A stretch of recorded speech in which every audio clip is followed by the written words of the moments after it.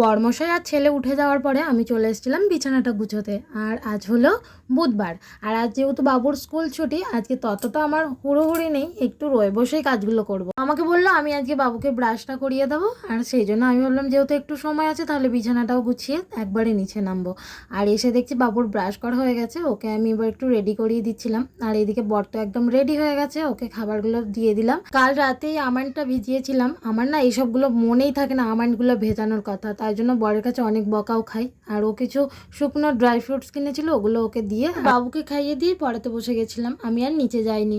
তারপরে আমার বাবুকে পড়ানো শেষ হয়ে যাওয়ার পরে আমি বইগুলো গুছোচ্ছিলাম, ও বললো না আমি গুছাবো আমার বই। না, আমি বললাম গোছাও। তারপরে চলে এসেছিলাম ছাদে। আজকে না মানে রোদ ওঠেনি, হাওয়া দিচ্ছে, হাওয়াটা পুরো ঝড়ের মতো হচ্ছে মাঝে সাঝে যখনই হচ্ছে।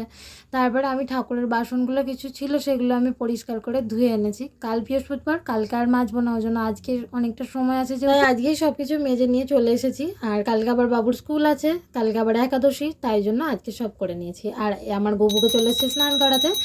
এখন তো অনেকটা বেলা হয়ে গেছে, তখন প্রায় 11টার মতো বেজে গেছিলো। তারপরে পুজো টুজো করে এসে বাবুর সাথে একটু খেলে আর আমি চলে এসেছিলাম আবার পাঁপড় ভাজতে। ও বলেছে আমি পাঁপড় দিয়েই ভাত খাবো। সবাইকে শুভ সন্ধ্যা। আর আজকের ভিডিওটা কেমন হয়েছে অবশ্যই জানিও।